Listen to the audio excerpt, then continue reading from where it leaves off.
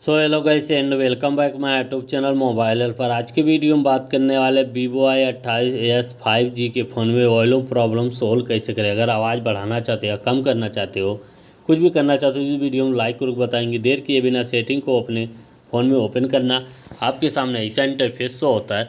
आपको थोड़ा ऊपर की तरफ स्क्रॉल डाउन करना है, नीचे आ जाना है। नीचे आने के बाद साउंड एंड वॉल्यूम का ऑप्शन देखने को मिलेगा, इस पर आपको क्लिक करना है।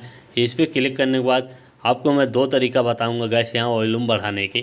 इसके बाद थोड़ा ऊपर की तरफ स्क्रॉल डाउन करोगे, ये ऑप्शन आप में बंद होगा तो इसको ऑन कर देना। जब गैस इसको ऑन करोगे, यहाँ से वॉल्यूम बढ़ाओगे तो अगर जिसे यहाँ से ऑन करके वॉल्यूम बढ़ाओगे तो 100% बढ़ेगा। अगर ऑन करके बढ़ाते हो, अगर बंद रहेगा तो 100 बढ़ेगा, ऑन करके बढ़ाओगे तो 150% यहाँ पे वॉल्यूम बढ़ेगा। यहाँ पे देख सकते हैं। इसके बाद यहाँ से ऊपर की तरफ 4 प्रकार के वॉल्यूम में जो बढ़ाना चाहते हो, कम करना चाहते हो, यहाँ से कर सकते हो। अगर हमारी वीडियो यूजफुल लगे